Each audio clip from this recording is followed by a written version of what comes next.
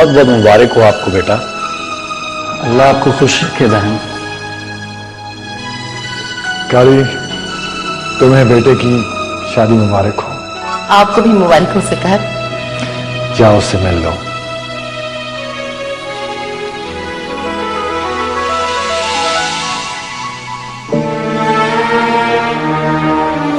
अच्छा यार पीर वक्त, इजाजत दें। तुम्हारा एक बार फिर बहुत बहुत शुक्रिया।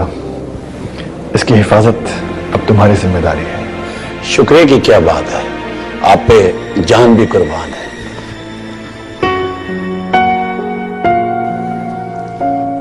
आओ बेटा। ओके बेटा, आओ।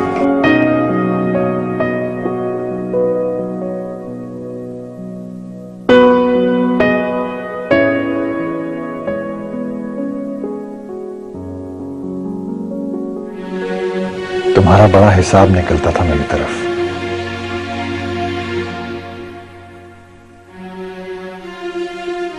मुझे बेहद शर्मिंदगी है कि मैं तुमसे इतना बेखबर रहा। मेरी शफकत, मेरे साए, मेरी मोहब्बत, मेरी दौलत, तुम हर चीज से महरूम रही। और इन सब के बदले तुमने मुझसे एहराम मांगा। मैंने सोचा क्या पता मेरा ये एक अमल क़यामत के दिन मुझे तुम्हारी हक तलफी की सजा से बचा ले। मुझे आपसे कोई शिकायत नहीं है, पर यह बात सच है, अगर आज मेरा निकाह किसी और के साथ हो जाता तो मैं जिंदगी भर आपको माफ नहीं करती। अच्छा, तो हाँ कर देती हूँ उस वक्त? आपको कैसे इनकार करती?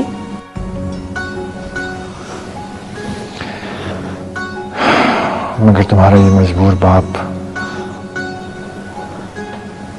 अब भी तुम्हें अपनी बेटी और पीर एहराम की बीवी नहीं कह सकता। आज मैं इतनी खुश हूं कि ये रात पूरी जिंदगी अपने दिल में रखने को तैयार हूं। देखो बेटा,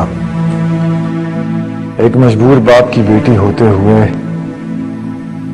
मुलाजमा बनना आसान है।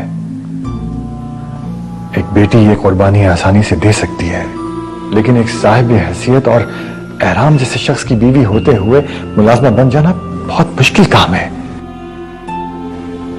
एक बीवी के लिए ये कुर्बानी देना इतना आसान नहीं है।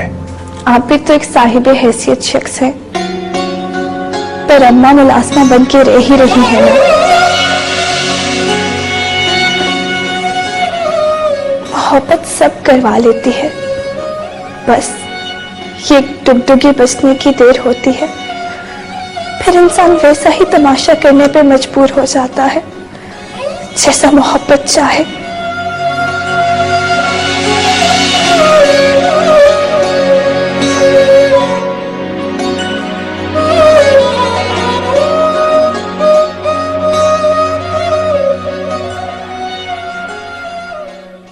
मार पड़े अम्मा काली की बदकिस्मती पर। सारा दिन लकी महल में गाने गाए बजाए, आज अपने बेटे के ब्याह वाले दिन कुछ भी नहीं गा सकी। मैंने तो सोचा था लाल रंग का लहंगा पहनूंगी। तो चलो जिस दिन रुखसती होगी या ये राज खोलने का दिन आएगा, अपने दिल के सारे अरमान पूरे कर लेना। इंशाल्लाह इंशाल्लाह।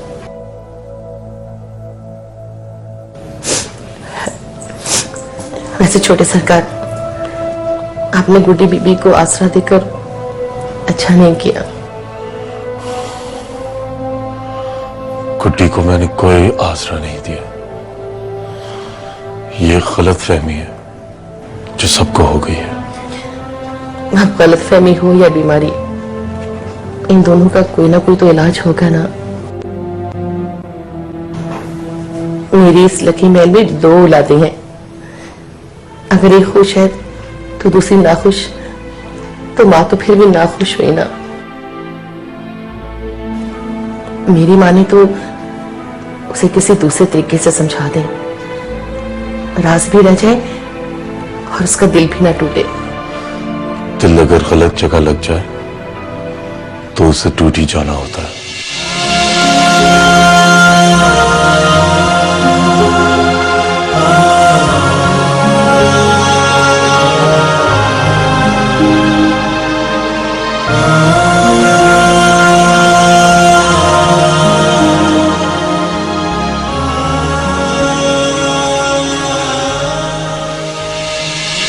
बड़े अरमानों से रखा है बलम तेरी कसम, हो बलम तेरी कसम, प्यार की दुनिया में पहला कदम हो पहला कदम। बड़े अरमानों से रखा है बलम तेरी कसम, हो बलम तेरी कसम, प्यार की दुनिया में ये पहला कदम हो पहला कदम। बड़े अरमान से रखा है बलम तेरी कसम।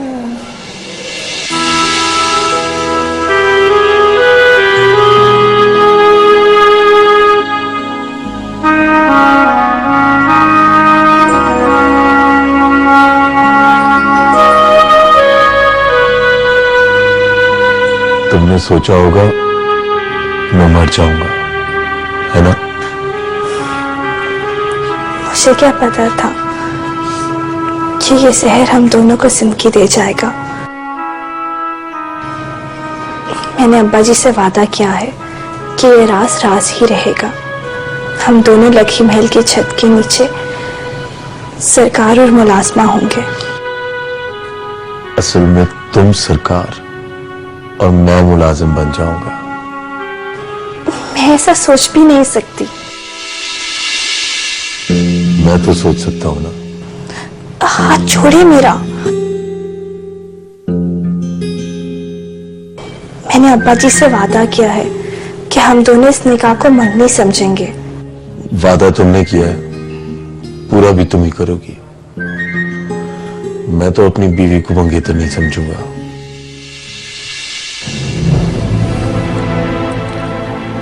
आप अच्छी तरह से जानते हैं सरकार,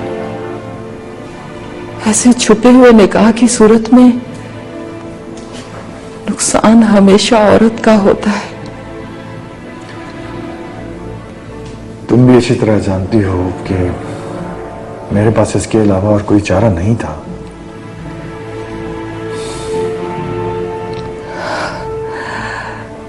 अगर तारीख ने फिर से अपनी कहानी दोहरा दी तो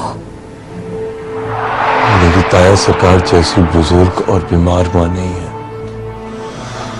जिसका खत मुझे तुमसे बेवफाई करने और तुम्हें छोड़ने पर मजबूर कर दे।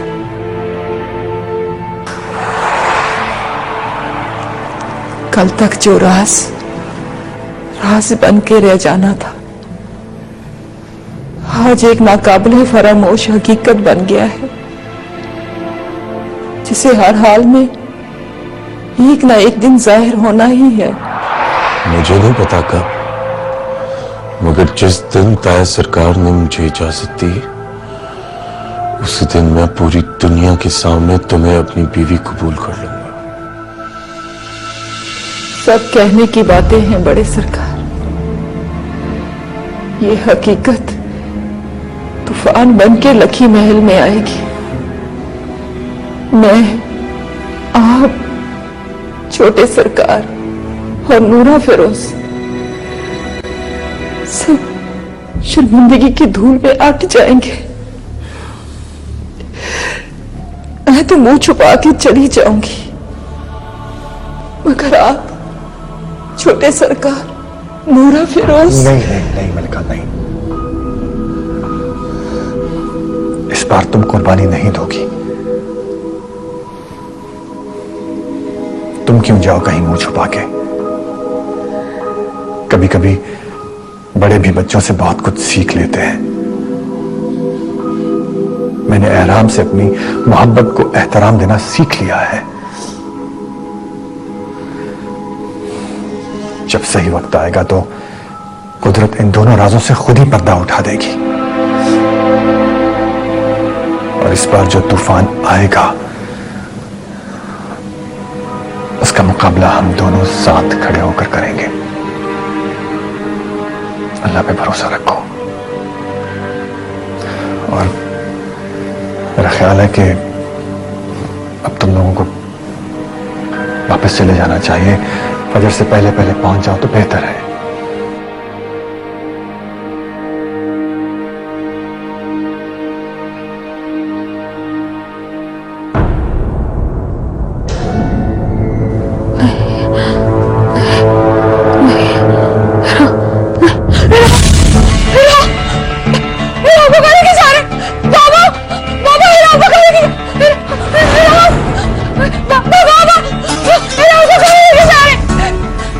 गुड्डी, क्या हुआ? क्या हुआ? गुड्डी बेटा होश में आओ, बेटा होश में आओ, कुछ नहीं हो रहा। महिराम को लेके जा रहे हैं अम्मा, बेटा होश में आओ, बनस्से होश में आओ। महिराम को लेके जा रहे हैं अम्मा।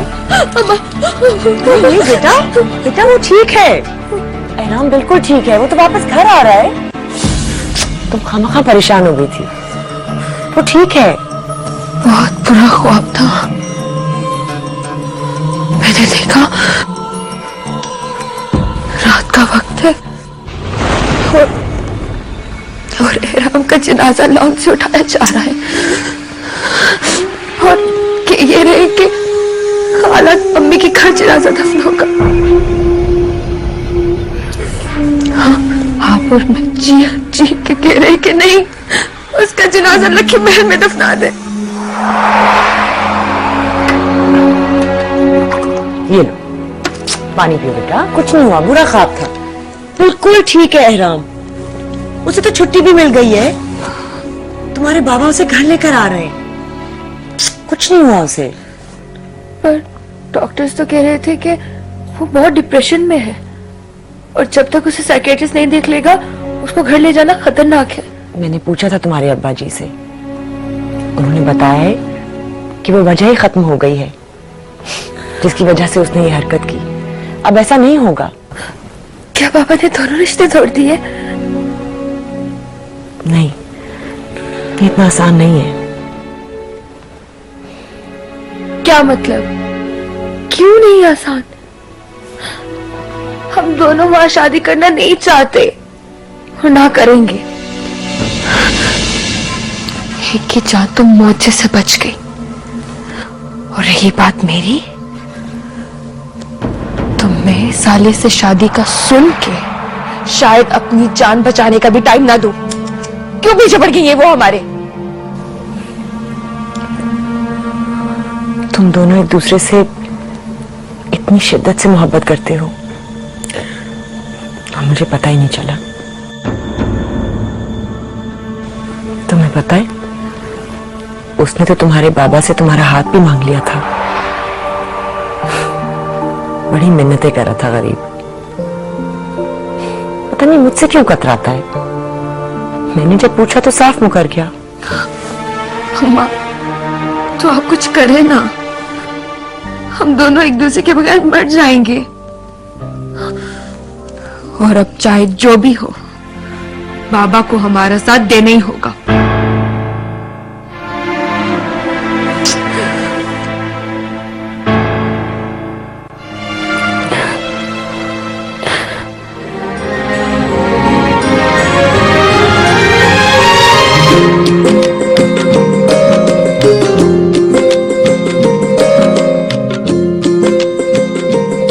जब से बैलम घर आए जियारा मचल मचल जाए। जब से बैलम घर आए जियारा मचल मचल जाए। ओ दिल ने दिल से कहा था फसाना, दिल ने दिल से कहा था फसाना, लौट आया है गुजरा जमाना, ओ लौट आया है गुजरा जमाना।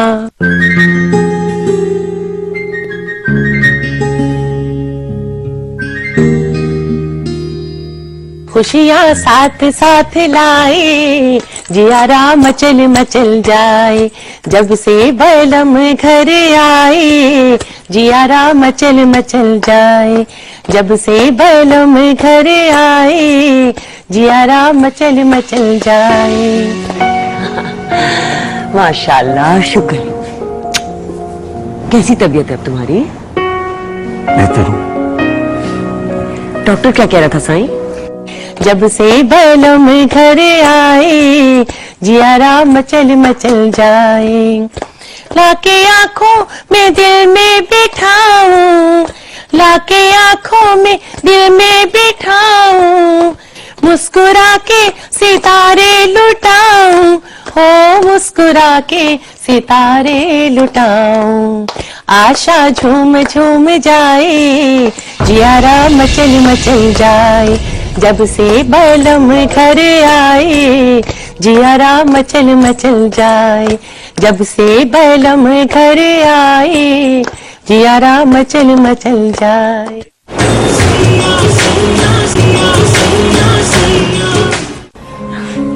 आओ ना, अंदर चलो।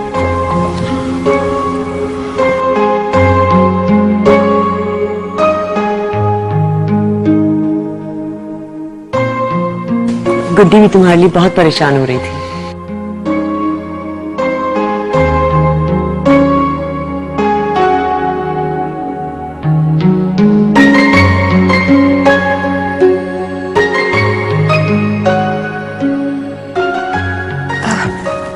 अब कैसी तबीयत है राम? ठीक हूं। तुम कैसी हो? मैं तो ठीक हूँ, मुझे क्या होना है? अच्छा बस, इसे बातों में मत लगाओ, इसे आराम करने की जरूरत है। चलो तुम अपने कमरे में चलो।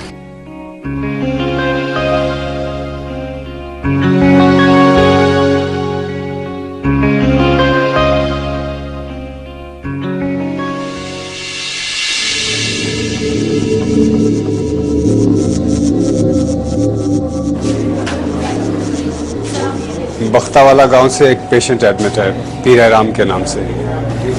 जी वो लोग यहाँ से चले गए, पेशेंट को डिस्चार्ज कर दिया गया है।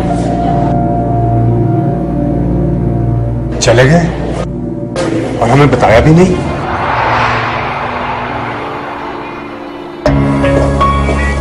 आनंद फानंद ठीक भी हो गया। कल तक तो डॉक्टर मिलने नहीं दे रहा था, पता नहीं क्या खिचड़ी पकड़ी है लोगों के बीच में। खिचड़ी कैसी? देख तो रही थी आप, ताया सरकार की बेटी की कैसी हालत हो रही थी उसके लिए।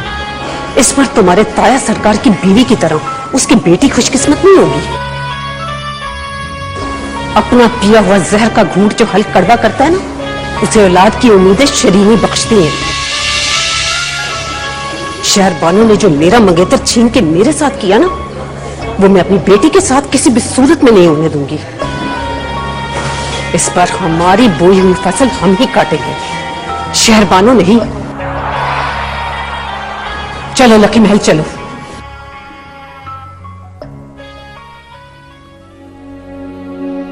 मेरी फुप्पी की बेटी है यार, हम एक साथ पले पड़े हैं, दुख सुख सब साझा था।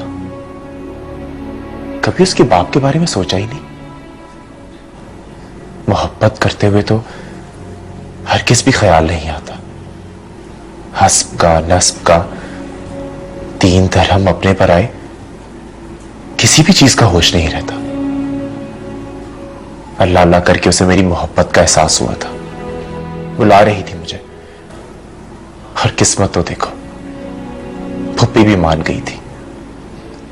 पर जब तुम्हारे ताया से इजाजत मांगी तो उन्होंने साफ मना कर दिया कि नहीं, ये पीरों की बेटी है, खून है हमारा। तुम जैसे कमी कमीन के हवाले नहीं किया जा सकता ऐसे।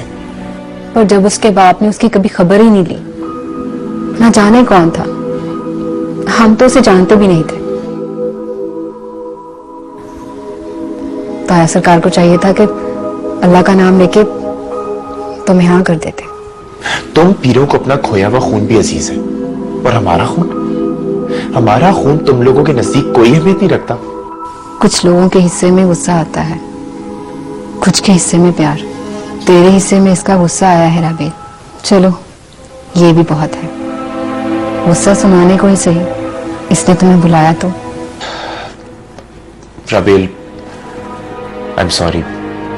देखो, मैं भूल जाता हूं बार बार कि तुम मेरी दोस्त हो, सिर्फ एक पीरजादी नहीं। एक और बात भी है, तुम्हें वो याद है? मुझे अगर गलती से तुमसे मोहब्बत हो भी जाती तो भी ये नामुमकिन था। तुम लोगों के खानदान में जाके मुझे मेरी फुप्पी की बेटी नहीं मिल सकी, तो तुम तो सरासर उस खानदान का हिस्सा हो। तुम मुझे कहां से मिलती?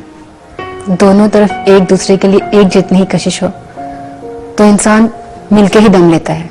वो मुझे बुला रही थी, तुम खुद गवाह हो, फिर भी मुझे नहीं मिल सकी। यही तो फर्क है उसमें और मुझ में। वो तुम्हें बुला रही थी और मैं खुद चलकर तुम तक आ जाती।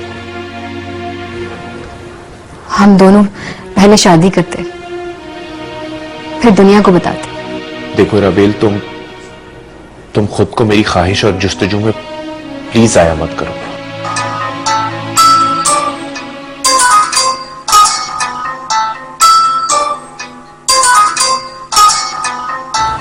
अम्मा का फोन।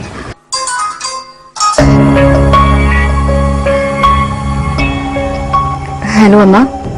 राबेल कहाँ है? मैं वो इधर ही हूँ। हाँ, उधर ही रहना, और यहाँ चिड़िया सारा खेत चुग जाएगी। तुम्हें पता है यहाँ क्या चल रहा है? क्या चल रहा है अम्मा? राबेल तुम्हारा मंगेतर हाथों से जा रहा है। शहरबाना ले उड़ेगी उसे बनफ्शे के लिए। मुझे उसकी परवाह नहीं है, लेती है तो ले उड़े। अम्मा, मुझे उसमें कोई दिलचस्पी नहीं है। बकवास बंद करो। दिलचस्पी नहीं है तो दिलचस्पी पैदा करो। कल वापस आओ। एहराम की तबीयत ठीक नहीं है, लकी महल में जाके रहो उसकी तीमारदारी के लिए। क्यों? क्या हुआ है उसे? उसने खुद से कुछ मेडिसिन खा ली थी, उसका रिएक्शन हो गया था, हॉस्पिटल में दाखिल रहा है। इस वक्त उसको तुम्हारी जरूरत है राबेल। मैं कहां से आ सकती हूँ अम्मा? मेरी क्लासेस चल रही हैं। भाड़ में जाए तुम्हारी क्लासेस। यहाँ मुस्तकबिल दांव पर लगा है और तुम्हें कुछ एहसास ही नहीं है। अम्मा, वो मेरा मुस्तकबिल नहीं है। मैं किस तरह आपको बताऊं कि मैं उसे अपना मंगेतर नहीं मानती। कोई माने ना माने, लेकिन मैं यही मानती हूँ, और ये सब कुछ होके रहेगा। गाड़ी भिजवा रही हूँ, 2 दिन के लिए सही आ जाओ, ना कि कोई गुंजाइश नहीं है। अम्मा, मैं नहीं आऊंगी। अम्मा,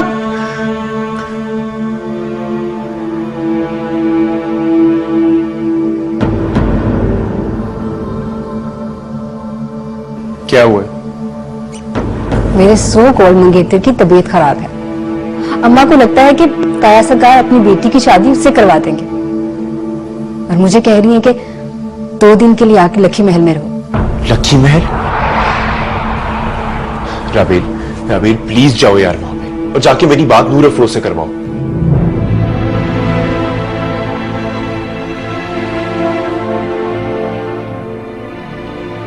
वाकई जिसे मुझसे मोहब्बत ही नहीं, उसे मेरे मंगेतर के पास जाने से गैरत क्यों महसूस होगी? ना मुझसे रिश्ता, ना मुझसे मोहब्बत, फिर क्यों उसे बुरा लगेगा मुझे एहराम के पास भेजना? तुम ऐसे क्या देख रही हो मुझे? मेरी जगह अगर नूर अफरोज होती तो तुम उसे भी यही कहते। तुम्हारी जगह अगर नूर अफरोज होती तो खामी क्या था? कब का उड़ा के ले गया तुमसे, बल्कि अब तक तो शादी करके घर छोड़ आया होता।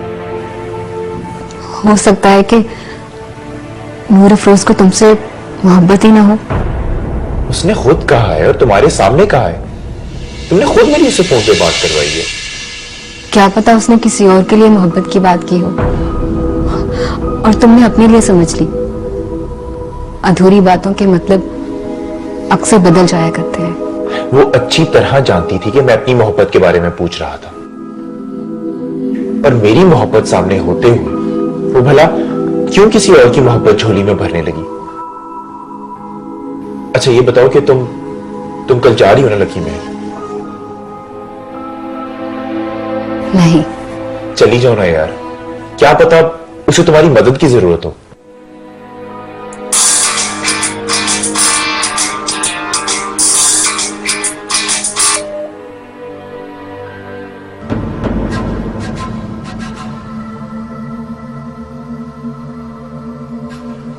और यार फोन उठा भी ले, बूढ़े बाप से नाराज होकर क्या करेगा भाई तू?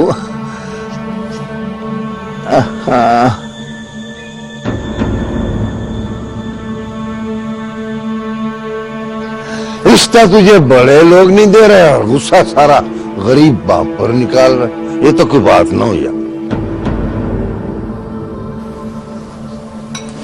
किसका फोन है जो रिसीव नहीं कर रहे?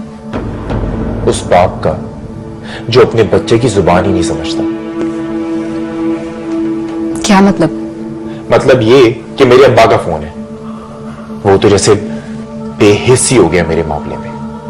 इस तरह से रिएक्ट किया अब्बा ने कि जैसे नूर अफरोज उन्हें बहू के रूप में पसंद ही नहीं थी।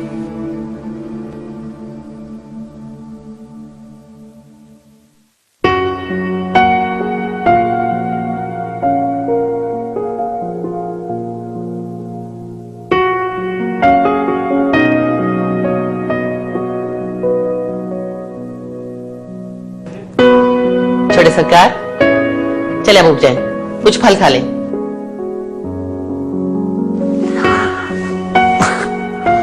क्या अम्मा काली, ये छोटे छोटे काम तो बीवियों के करने वाले होते हैं ना।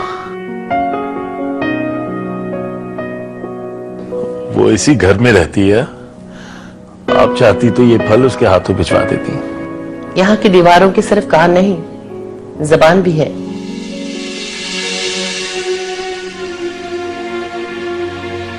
चाहे दीवारें बोलें या सुने, मोहब्बत करने वाले किसी से डरते नहीं। बड़े सरकार आपसे वादा ले चुके हैं कि आपको मुनासिब वक्त तक अपने होंठ सीने होंगे।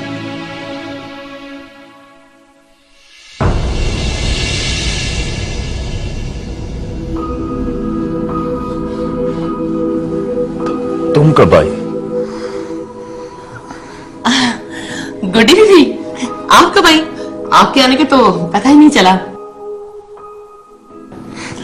मैं तो बस अभी ही आई हूँ। आप लोग इतना घबरा क्यों गए? नहीं, घबराना कैसा? अम्मा काली, मुझे दे, मैं खुद ही फ्रूट काट के देती हूँ।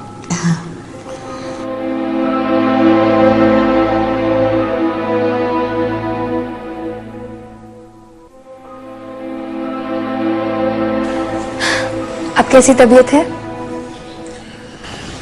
अच्छा।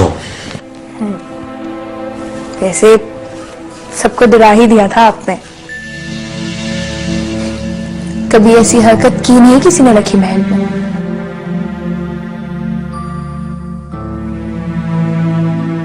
वैसे पूछ सकती हूँ,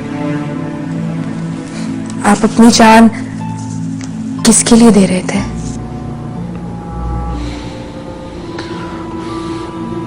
बनफ्शे,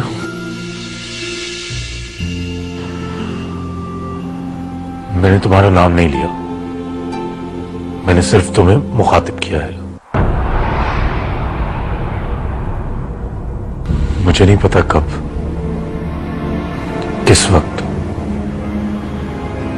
और मेरे किस अमल से तुम्हें यह तासुर मिला कि मैं तुम्हें इन्वॉल्व हो गया। पर मुझ पे अब जरूरी हो गया है कि मैं तुमसे इस बात की तरदीद कर दूं। बनफ्शे, मुझे तुमसे बिल्कुल भी मोहब्बत नहीं।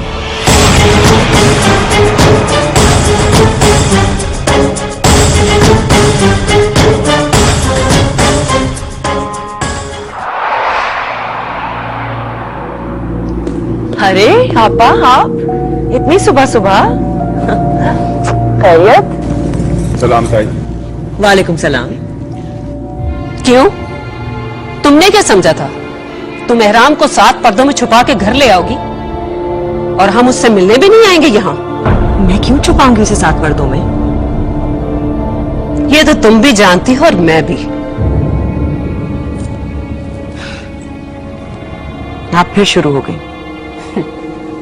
सच कहा है तुमने, अभी तो शुरुआत ही है। इख्तिताम की हद का अंदाजा भी नहीं है तुम्हें। मतलब छोड़ो, अनजान बन जाना तो तुम्हारी पुरानी आदत है। ये बताओ कि कहां है मेरा दामाद?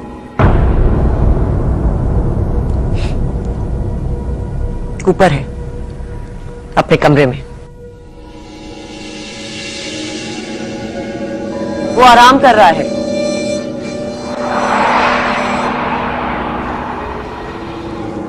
तो हम भी तो उसे बताएं ना, हम कितने बेआराम और बेचैन हैं उसके लिए।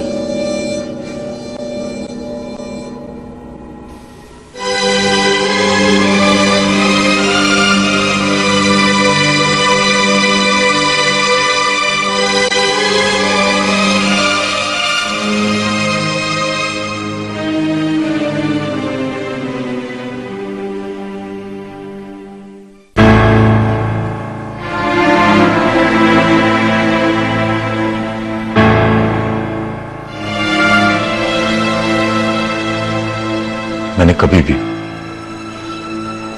किसी से भी तुमसे मोहब्बत का इजहार नहीं किया। तुम मेरे लिए सिर्फ एक कजन हो जो मेरे सामने बड़ी हुई है, जिसके मैंने एक बड़े कजन की तरह लाड उठाए।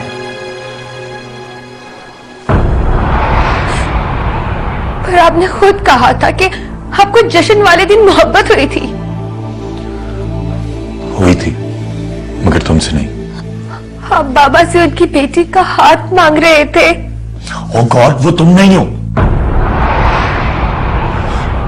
वो एक नजर का धोखा था। वो तुम नहीं हो, कोई और है। पर बाबा की बेटी तो मैं हूं। सारे खानदान की लड़कियां ताहे सरकार की बेटियां बनी हुई हैं।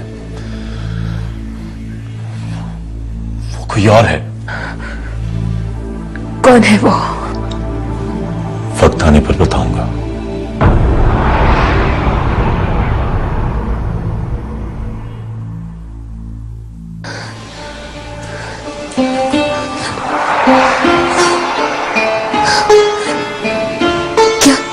क्या आपको मुझसे बिल्कुल भी मोहब्बत नहीं? नहीं। वो खुदकुशी, वो बातें, वो सब मेरे लिए नहीं था। नहीं। झूठ, सफेद झूठ। बाबा ने आपसे वादा किया है ना कि आप मेरा नाम तब तक नहीं लेंगे जब तक वक्त ठीक नहीं आ जाता। ऐसा कुछ नहीं है गुड्डी, ये सिर्फ तुम्हारी गलतफहमी है।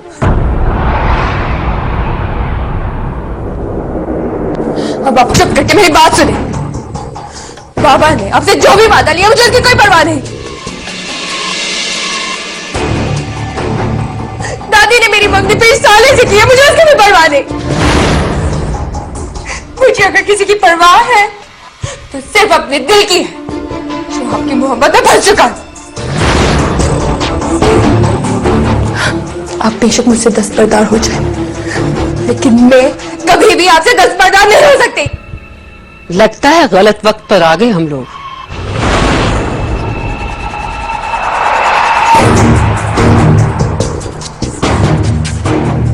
नहीं, चाची जान, आप प्लीज आइए।